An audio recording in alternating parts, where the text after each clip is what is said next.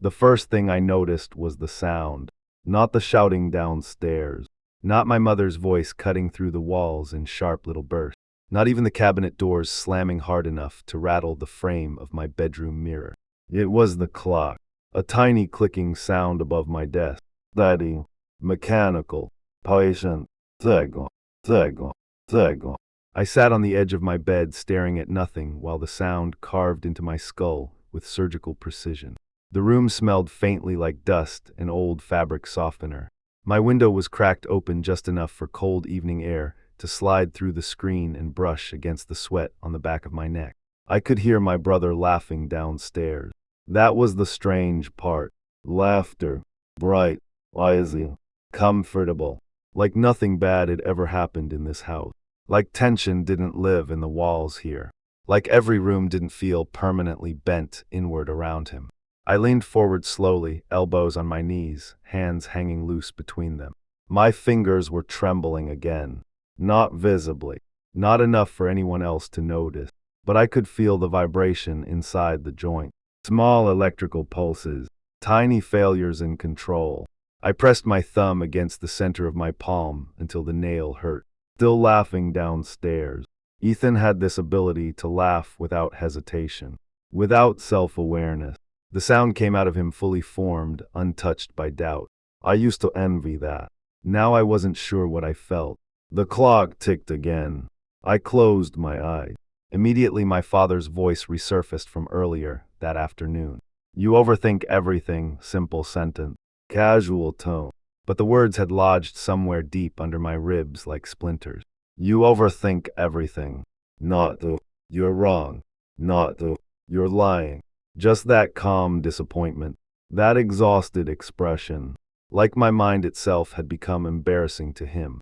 Downstairs another burst of laughter erupted. Then my mother. Oh my God, Ethan. The warmth in her voice. Pride. I swallowed hard. The back of my throat tasted metallic. I stood up too quickly and the room tilted for half a second. My knees almost buckled before I steadied myself against the desk. The wood felt cold. Real. I focused on that. The grain beneath my fingertips, the pressure. A tiny groove near the corner where I'd carved initials into it when I was 13. Daniel Mercer. Back when I still believed this room belonged to me. Another cabinet slammed downstairs. My father said something I couldn't hear clearly. Then Ethan again. Smooth. Confident. Always perfectly measured between charming and helpless. That was his gift. People wanted to protect him, even when he was 32 years old, even when protection turned into permission. I moved toward the door before stopping halfway. My chest tightened, a familiar failing, like invisible wire slowly twisting around my lung. I hated going downstairs when they were all together. Not because they fought with me. That would have been easier. It was the opposite. The way conversations subtly changed when I entered. The microscopic pauses, the careful politeness, the unbearable sensation that everyone had already discussed me before I arrived. I stood there staring at the doorknob, breathing too slowly, then too fast, then consciously trying to correct both. Ridiculous. Every movement suddenly artificial the moment I noticed it. I opened the door. The hallway light buzzed faintly overhead. Yellow light, sickly, uneven. Carpet beneath my feet flattened silently as I walked toward the stairs. Voices became clearer. What? Just needs time, my mother was saying. He's 35, my father replied, a pause. Then quieter. He's sensitive, something inside me pulled tight. Not snap. That would imply release. This was worse.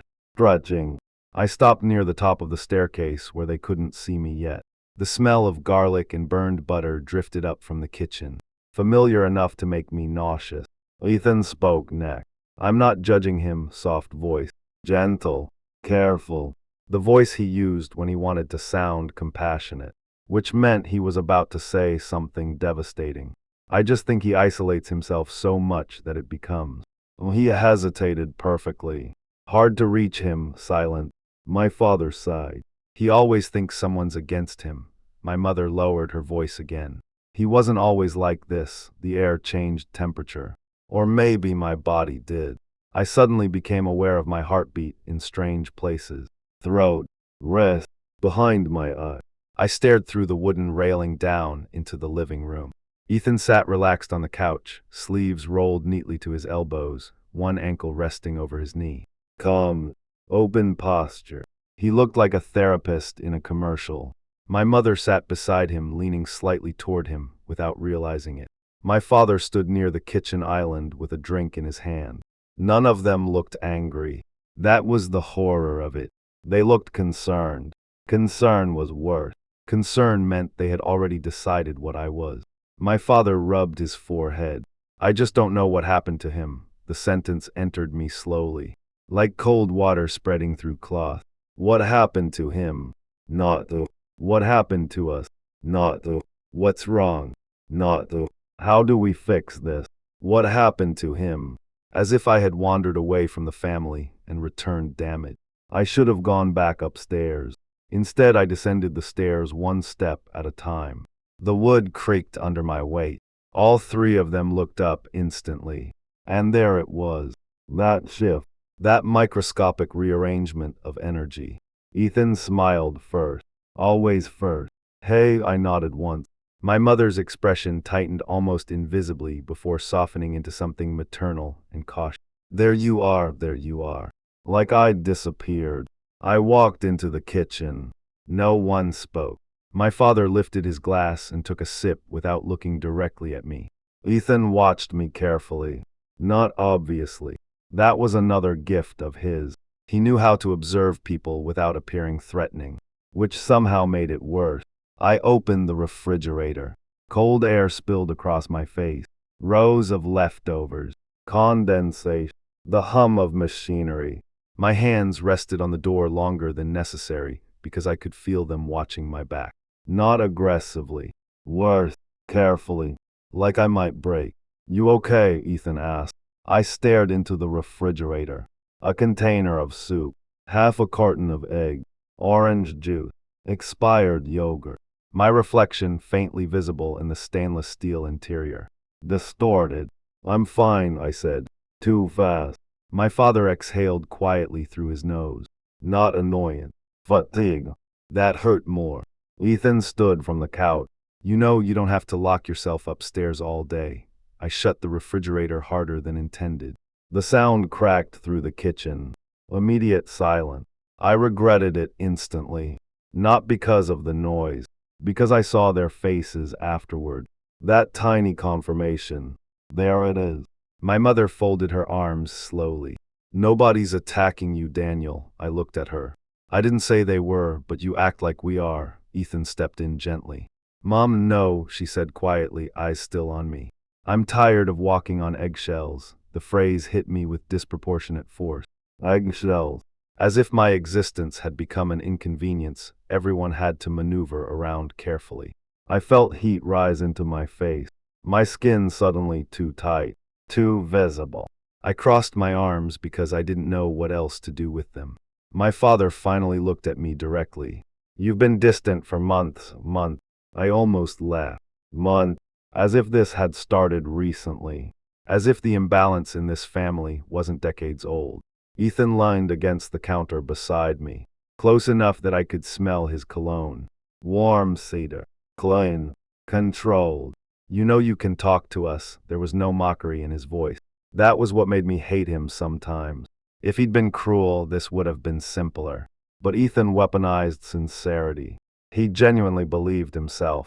That was the terrifying part. I looked at him. Really looked. Perfectly maintained beard. Relaxed jaw. Steady eye contact. No visible tension anywhere in his body.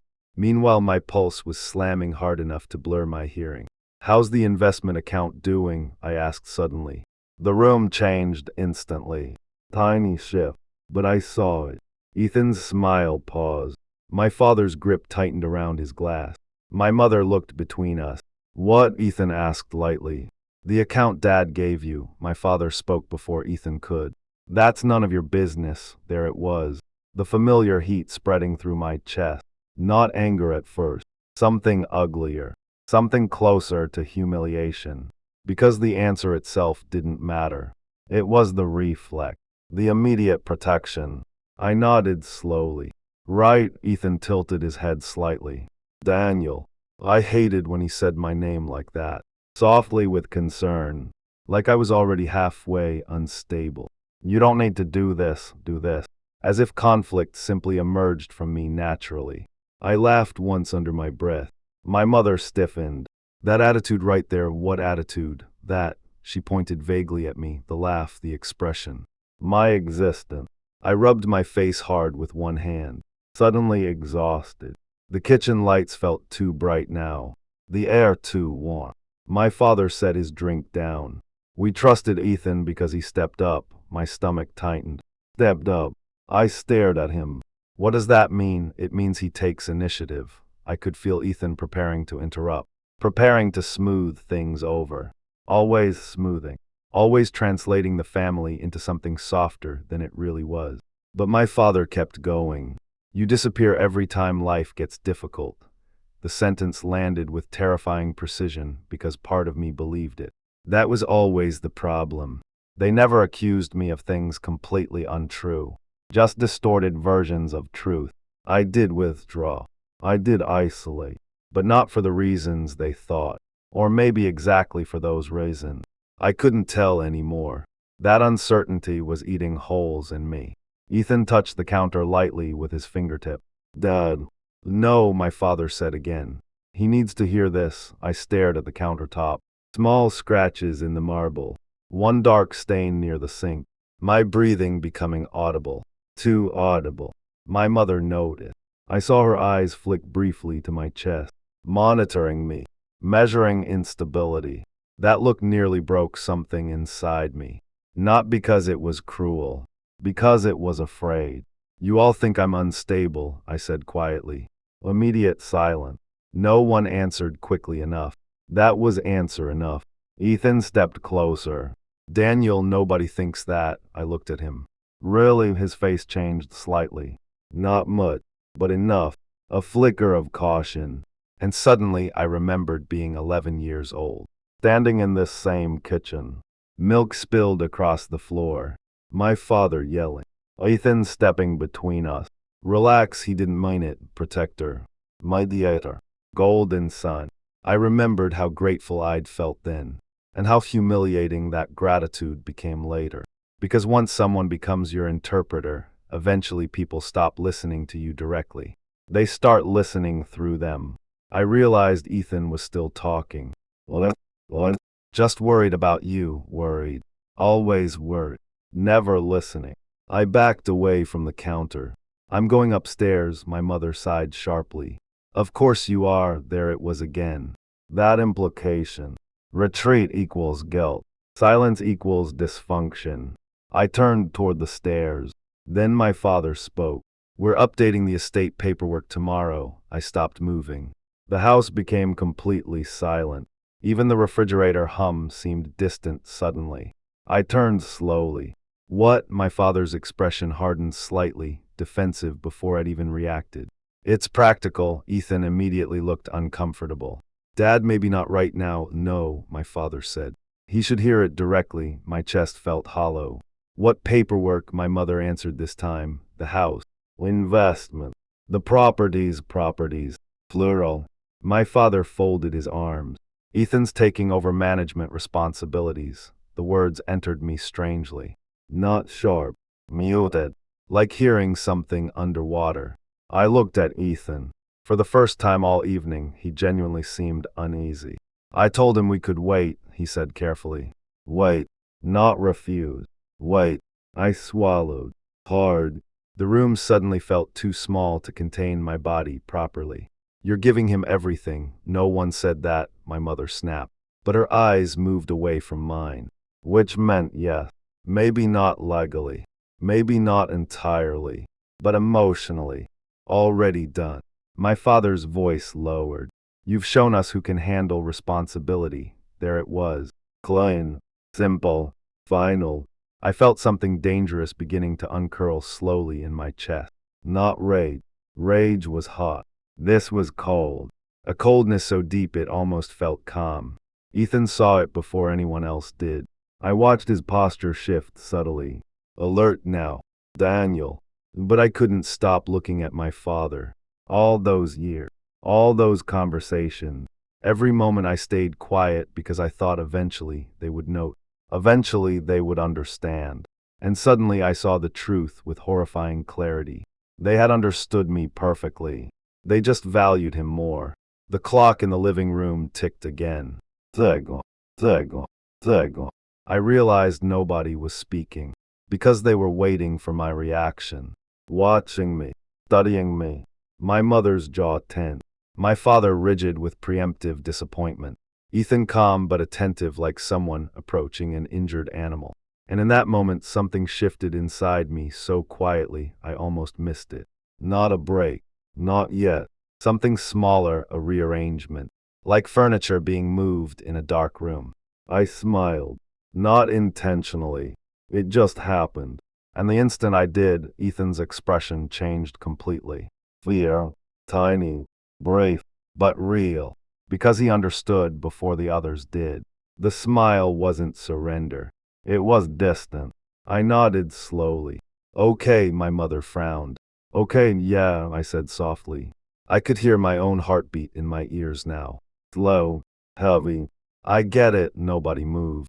Nobody relaxed. Because something in my voice had gone wrong. Or maybe finally become honest. I looked at Ethan one last time.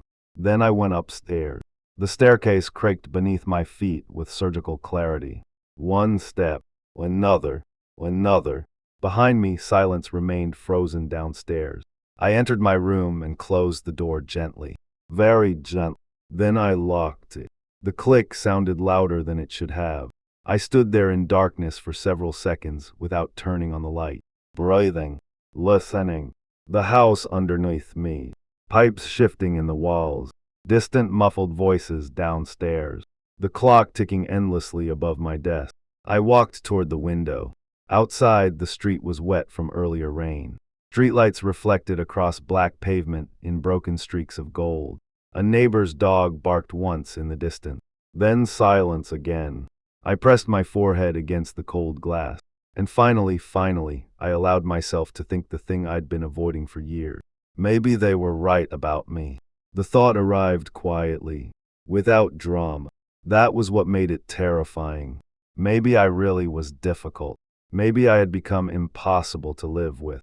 Maybe isolation had twisted my perception slowly enough that I no longer noticed it happening. Maybe Ethan wasn't manipulating anyone. Maybe he was simply better, kinder, more stable, more trustworthy. Maybe my resentment itself had become the disease. I closed my eyes. Immediately another thought followed. Then why did he look afraid when I smiled? My chest tightened again, because that expression had been real. Tiny, instinctive, fear. I replayed the moment carefully, frame by frame, his eyes narrowing slightly, his shoulders tightening. Recognition, as though he'd suddenly realized something irreversible had happened inside me. The clock kept ticking. I turned away from the window and sat at my desk. The chair creaked softly beneath me. My laptop sat closed beside a stack of unopened mail. I stared at it for a long time, then slowly opened the top drawer. Inside were folders, bank statements, tax records, property documents, copies, duplicate, evidence, years of it, carefully organized, carefully hidden. My fingers hovered above the folders without touching them. Because even now, I still wasn't entirely sure whether what I'd done had been preparation or obsession. And somewhere downstairs, my family was still talking about me like I was the unstable one. I kept staring at the folders. The room had gone completely silent except for the clock and the faint electrical hum from my laptop charger plugged into the wall.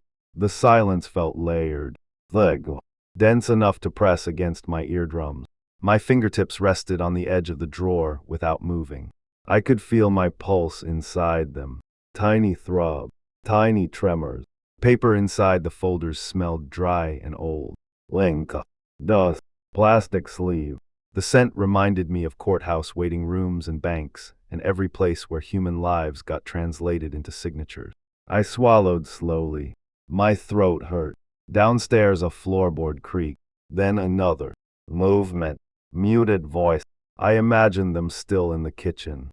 My father pacing slightly when frustrated. My mother leaning against the counter, rubbing her wrist absent-mindedly.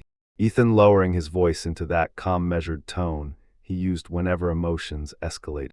Give him space, that was probably what he was saying. He'll cool off like I was weather. I pulled the first folder out carefully. Blue tab. Property transfers. The label looked surreal in the darkness. I opened it. Papers inside were perfectly aligned because I needed them to be. I needed order somewhere. Somewhere outside my own head. The first document carried my father's signature. Then mine. Then the date. 3 years ago. I stared at it so long the words started losing shape. 3 years. 3 years of watching them hand Ethan more authority. More trust. More affection disguised as responsibility. 3 years of saying nothing. Not because I was patient, because I was afraid. That realization settled into me slowly. I had spent years pretending silence made me noble when really it made me terrified. Terrified that if I spoke too early, they would think I was petty. Terrified that if I defended myself emotionally, I'd sound unstable. Terrified that if I exposed the truth, Ethan would somehow still come out looking compassionate while I looked vindictive. Because that was the pattern. Always. Ethan apologized better than anyone I'd ever known. That was his genius. He could wound you and then comfort you for blighting. And by the end you almost felt guilty for making him comfort you. I leaned back in the chair. The wood creaked softly. My eyes burned from exhaustion, but I couldn't stop thinking. Thinking had become automatic years ago. No off switch. Every interaction replayed endlessly until meaning dissolved into fragments. The smile someone almost hid. The pause before a sentence. The exact tone of a word. I analyzed people until they became architecture. And lately I'd started doing it to myself too. Especially myself. Maybe because if I could finally identify the flaw precisely enough, maybe I could cut it out. I rubbed both hands over my face hard enough to hurt. The skin felt hot. I looked back at the paperwork. The second folder contained the loan record. The third contained the business agreement. The fourth, I stopped breathing for a second. The fourth folder held the mortgage documents, the house. This house. My parents' house. The house Ethan thought he would inherit. The house my father believed Ethan had helped save financially. I stared at the papers while something cold spread through my stomach again. Because this was the part no one knew. Not even Ethan. Especially not Ethan. My father believed Ethan had rescued them during the tax crisis after the recession. That was the family myth now. Ethan the responsible son. Ethan the one who stepped up. Ethan the stable one. But Ethan had never actually covered the payment. I had. Quietly. Indirectly. Anonymously routed through the holding account tied to the old consulting business my father barely remembered existed anymore. At first I'd done it because I loved them. That was the worst part. There hadn't been manipulation behind it initially. No strategy, no revenge.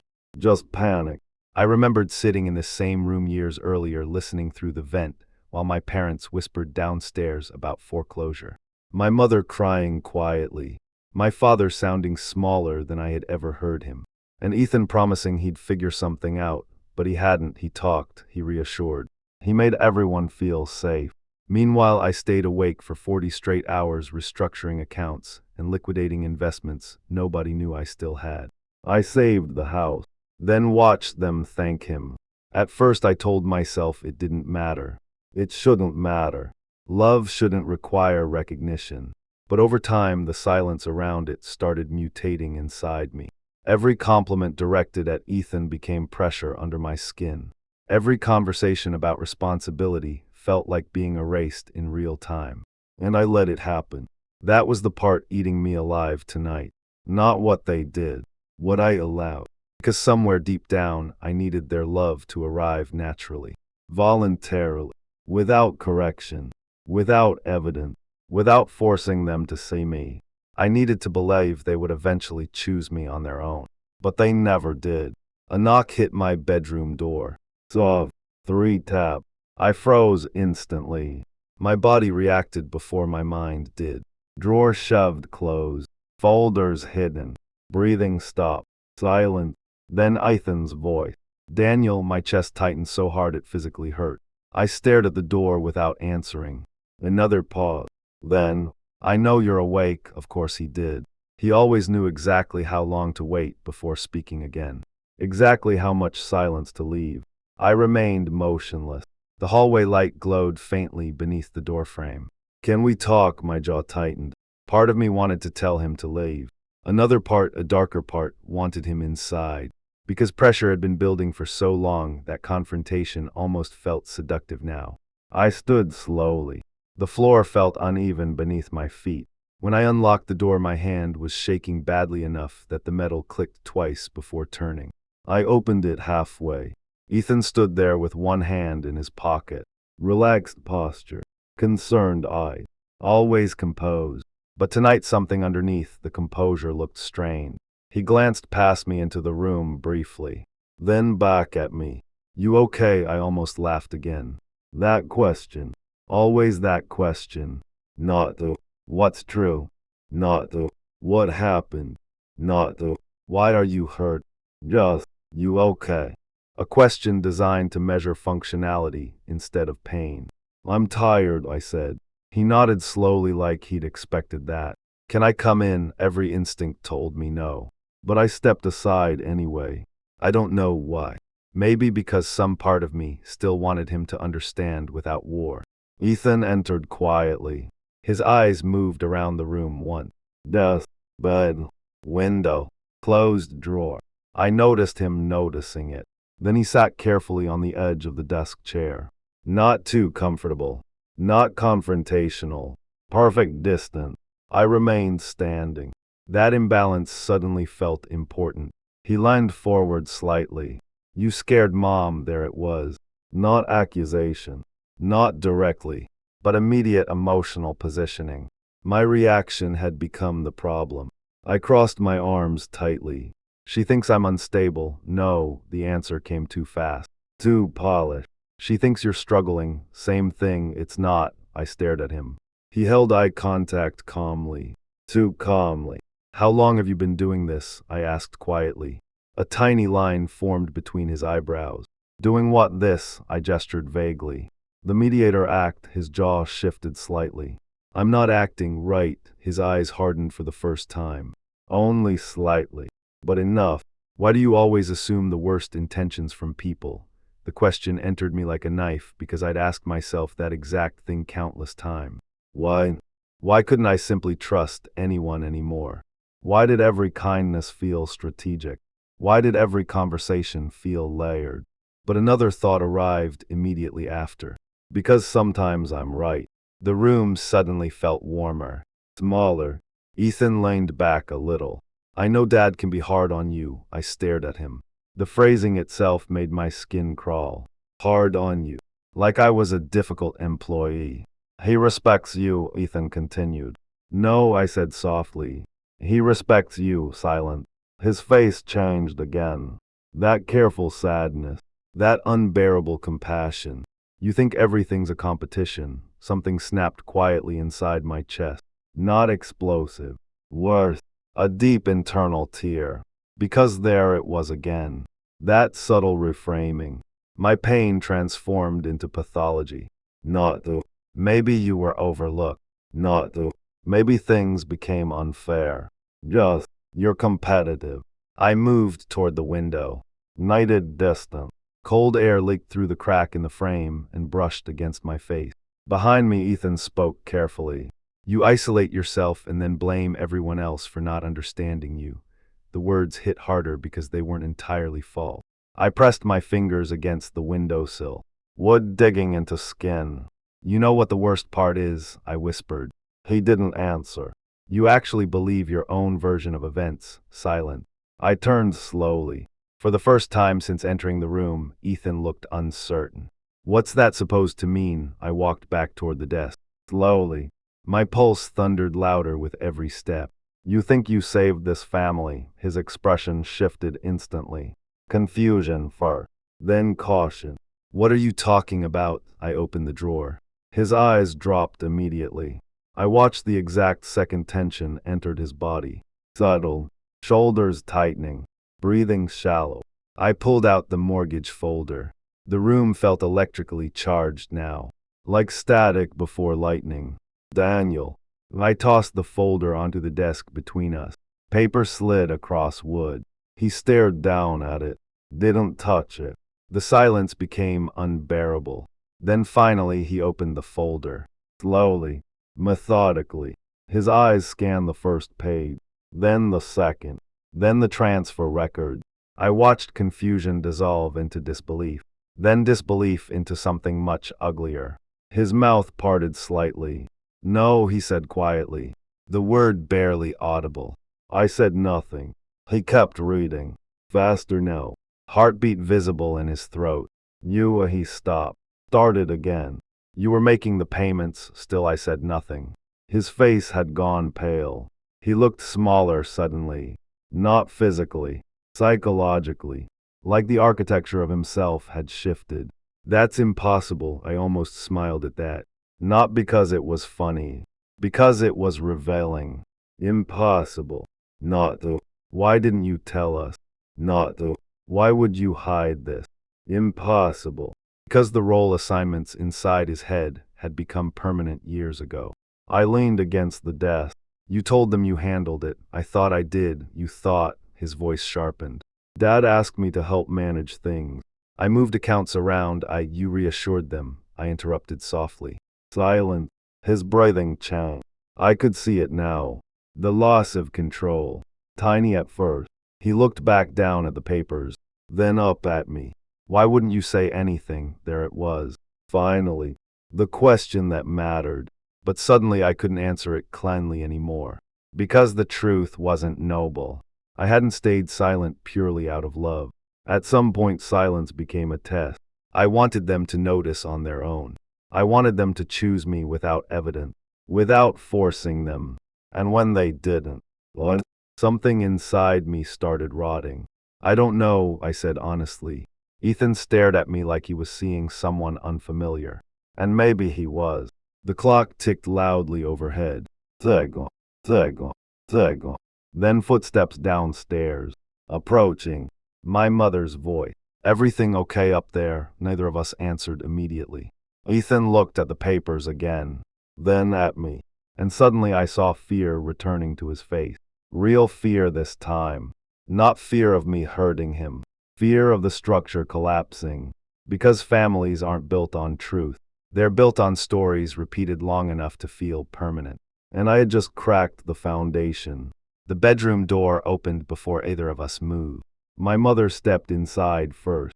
My father behind her. Both stopped instantly when they saw the papers. Then Ethan's face. Then mine. What's going on? My father asked. Nobody answered. The silence itself became terrifying. My mother looked between us rapidly. Ethan, he didn't respond right away. That alone frightened her.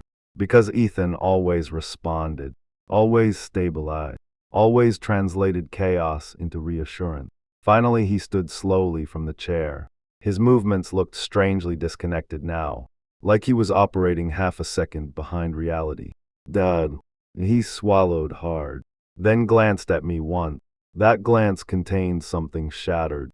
Not hatred, not anger, something closer to betrayal. But I couldn't tell whether he felt betrayed by me or by himself. My father's voice sharpened. What is this? Ethan picked up the folder with visibly trembling hands. Tiny tremors, just like mine earlier. And suddenly I experienced the most horrifying sensation of the entire night. Recognition. For the first time in our lives, he looked like me. Cornered, on the search, unable to regulate the emotional temperature of the room. He handed the papers to my father. Silent, page turning. My mother moving closer, reading over his shoulder. And then the shift. I watched it happen in real time. Confusion, calculation, disbelief. My father's forehead tightening deeper with every page. My mother covering her mouth slowly. No. She whispered. The room seemed to physically contract. Nobody looked at me. Not yet. They kept reading. Reading and rereading as if repetition might change the fact. Finally, my father lifted his eyes. I had imagined this moment for years. Years. I thought it would feel victorious. Instead, I felt sick, because there was no triumph in his face, only disorientation, like reality itself had become unreliable. You, he started quietly, then stopped. I realized with sudden clarity that he genuinely didn't know who I was anymore. And maybe he never had. My mother looked at Ethan, then at me, then back at Ethan again, as though her brain physically couldn't rearrange us properly. You said I thought. Ethan stopped speaking entirely. That terrified me more than anything else. I had never seen him unable to recover conversationally. Never.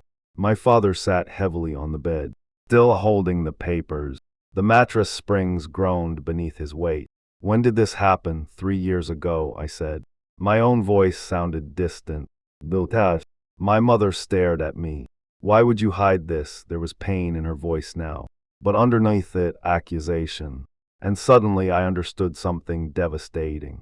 The truth would not save me, because the family system required consistency more than accuracy. I wasn't exposing hidden reality. I was threatening emotional infrastructure. You let us believe, my father began. Yes, I said. His expression hardened instantly. There it was, relief through anger, because anger restored orientation, made me the problem again. You let your brother take responsibility for this. I didn't stop him. Jesus Christ, Daniel. My mother sat down beside him slowly. Shaken. Ethan remained standing near the desk, completely silent. I looked at all three of them, and something inside me finally gave way. Not explosively, not dramatically, just exhaustion. Bone-deep exhaustion. You trusted him with everything, I whispered, and none of you ever checked. Silent. My father looked away first, then my mother. Only Ethan kept staring at me, and the expression in his eyes had become unbearable now. Because underneath the confusion, underneath the fear, there was guilt, real guilt, which meant he knew.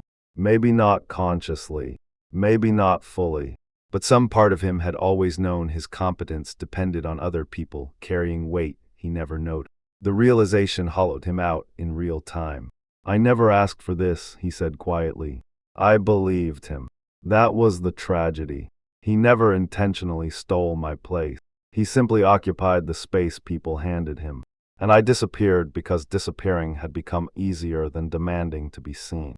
The room went silent again.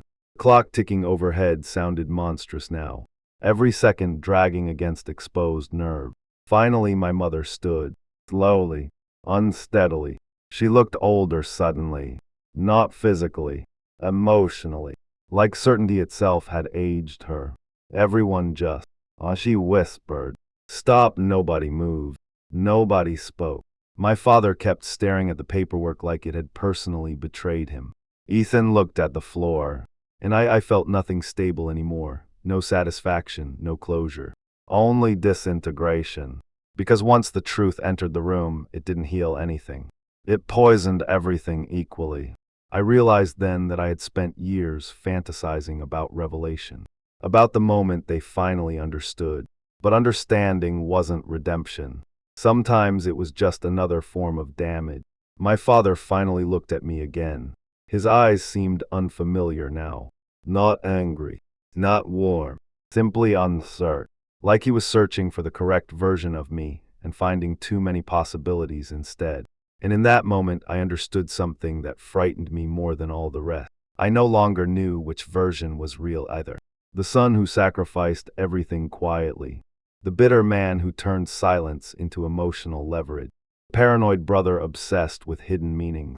The invisible child still begging to be chosen. Maybe all of them, maybe none. The house creaked softly around us, pipes in the walls, wind brushing the window, the sound of distant traffic outside, life continuing normally beyond the room, while inside it something irreversible had happened. No one knew how to stand anymore. how to speak, how to look at one another. The family shape had broken, not loud, quietly, like ice cracking under weight that had been there for years. And somewhere deep inside me, beneath the anger, beneath the vindication, beneath the grief, a darker realization slowly unfolded. I had wanted them to see me, but now that they finally did, well, I could feel myself disappearing anyway.